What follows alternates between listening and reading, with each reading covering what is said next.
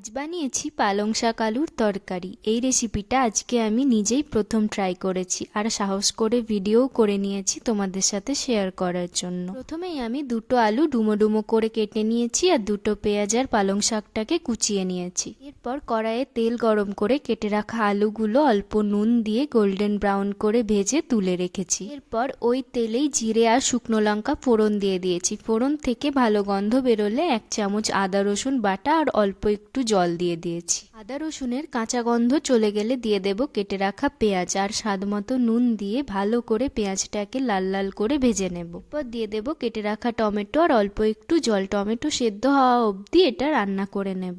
এরপর দিয়ে দেব জিরে গুঁড়ো, ধনে গুঁড়ো, লঙ্কার গুঁড়ো, হলুদ গুঁড়ো আর অল্প একটু জল দিয়ে এই মশলাটাকেও সমস্ত মশলার সাথে ভালো করে কষিয়ে নিয়ে দিয়ে দেব পালং শাকগুলো। দিয়ে 5 মিনিট রেখে দেব। পালং শাক থেকে জল নিজেই বেরিয়ে যাবে। তারপর ঢাকা খুলে ভালো করে মিশিয়ে আবার চাপা দিয়ে এটা সেদ্ধ করে নেব। জল একদম শুকিয়ে গেছিল, তাই এখানে অল্প একটু জল আর ভেজে রাখা আলু দিয়ে ভালো করে নাড়াচাড়া করে আবারও ঢাকা দিয়ে আলুগুলো সেদ্ধ হওয়া অবধি রান্না করে নেব। সবকিছু ভালো করে সেদ্ধ হয়ে গেলে ওপর থেকে চিনি, গরম মশলার গুঁড়ো আর লেবুর রস ছড়িয়ে ভালো করে মিশিয়ে এটা শুকিয়ে নিলেই তৈরি আজকে আলু পালং শাকের তরকারি। এটা খেতে কিন্তু সত্যিই খুব সুন্দর হয়েছিল। তোমরা বাড়িতে অবশ্যই ট্রাই করো। ভিডিওটা ভালো লাগলে লাইক, কমেন্টটা শেয়ার করে দিও। সবাই ভালো থেকো। দেখা হচ্ছে অন্য কোনো ভিডিওর সাথে।